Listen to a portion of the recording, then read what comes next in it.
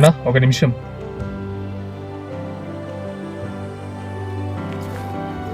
చెప్పన్నా ఏమైంది?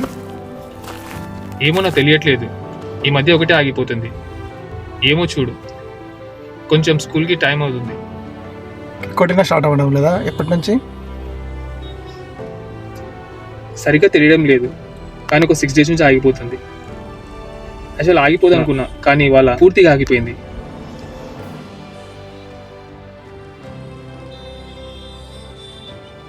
సరే అన్న, కొంచెం లేట్ అయితే అవుతుంది, ఎందుకంటే కండిషన్ అలాగే ఉంది. మీకు లేట్ అయినా పర్లేదు కదా. సరే, కొంచెం త్వరగానే చేయండి. సరే అన్న, మీరు అలా పక్కన కూర్చోండి, అవగానే పిలుస్తాను. పద, ఆడ కూర్చున్నాం.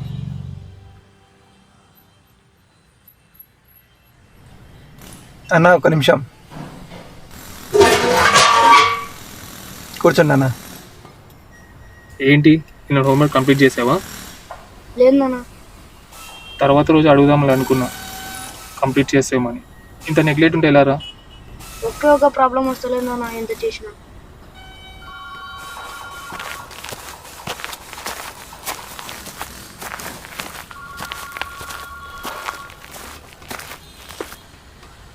ఎందుకు వస్తుంది? ఎప్పుడు చూసినా టీవీ ముందు కూర్చొని సెల్ ఫోన్ పట్టుకుంటే చదువు రాదు. సార్ చెప్పినట్లు బుద్ధిగా వింటే చదువు వస్తుంది. నువ్వు ఎప్పుడు నా మాట విన్నావురా? సరే నాన్న, ఇప్పటి నుంచి నెగ్లెక్ట్గా ఉన్నాను. ఇప్పటికి ఇదొక్కటి చెప్పు.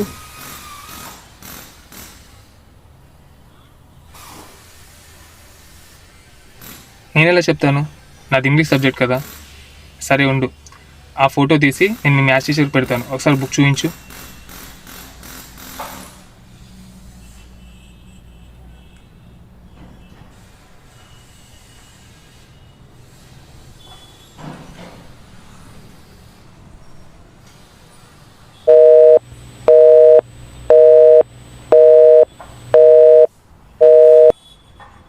మీ సార్ కాల్ లిఫ్ట్ చేయడం లేదు.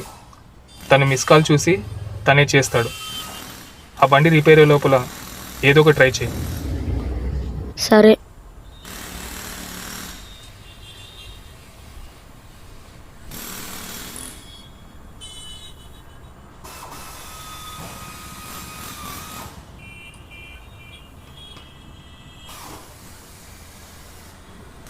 నేను హెల్ప్ చేయమంటారా సార్?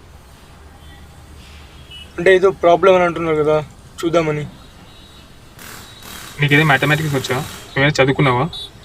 అది అంతగా చదువుకోలేదు కానీ ట్రై చేయగలను. అవునా? ఒకసారి చెయ్యి. ఆ పుస్తకం అన్నకి ఒకసారి.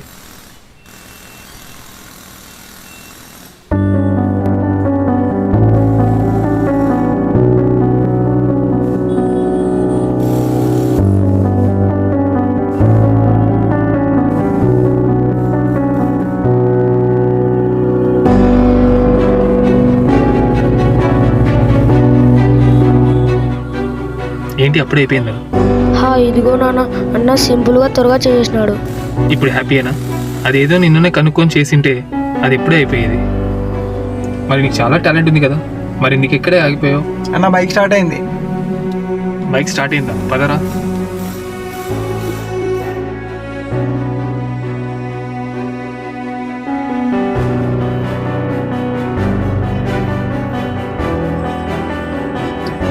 నా కొడుక్కి చదువులో పెద్ద ర్యాంకులు వచ్చేసారు. బైక్ తీసుకో. మరి ఎందుకు ఆపేశారు? చదివించవచ్చు కదా.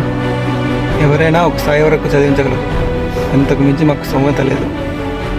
మరి గవర్నమెంట్ ఎడ్యుకేషన్స్ ఉన్నాయి కదా. ఉన్నాయి సార్, కానీ ఏ గాలి తుఫాన్ వచ్చినా ఎట్టే కూలిపోతాయని భయం.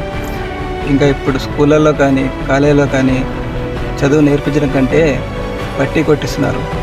ఉన్న పలంగా ఉన్నట్టుండి స్కూల్ ఫీజులు పెంచేస్తున్నారు.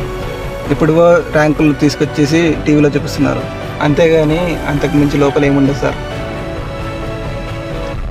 మరి ఇదేంటని విద్యా సంస్థను ప్రశ్నించవచ్చు కదా.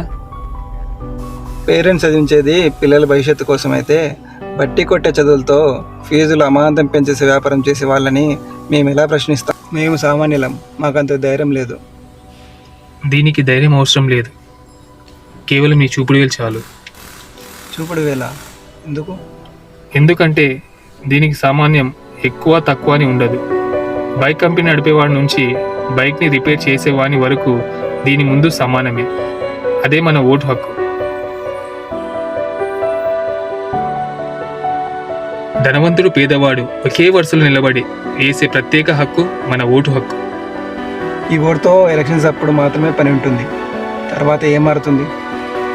ఈ ఓటుతో విద్యా వ్యవస్థనే కాదు, మరెన్నో మెరుగుపడేలా చేయొచ్చు.